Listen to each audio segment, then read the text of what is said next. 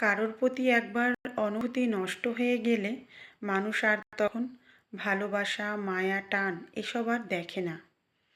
একটা মানুষের প্রতি অনুভূতি জন্মাতে যেমন সময় লাগে, ঠিক তেমনি সেই মানুষটার অবহেলা, ব্যবহার এবং আচরণে অনুভূতি নষ্ট হয়ে যায়।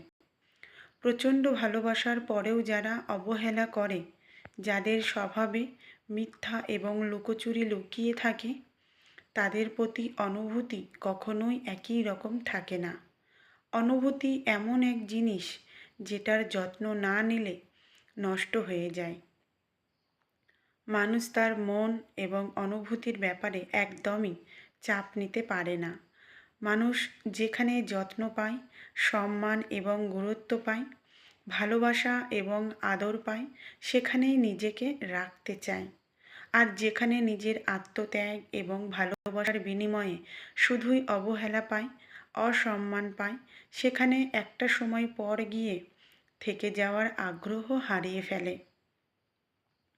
সম্পর্ক যখন অসম্মানের কারণ হয়ে দাঁড়ায়, যখন মানসিক যন্ত্রণার কারণ হয়ে দাঁড়ায়, মানুষ তখন আর ভালোবাসা, মায়া, টান এসব আর দেখে না। তখন সম্পর্ক থেকে মুক্তি চায়। কারোর প্রতি অনুভূতি নষ্ট হয়ে গেলে সেই মানুষটার জন্য আর কোনো অনুভূতিই কাজ করে না। যার প্রতি একবার অনুভূতি নষ্ট হয়ে যায়, তার সাথে থাকতে গেলেই মানসিক যন্ত্রণা ভোগ করতে হয়।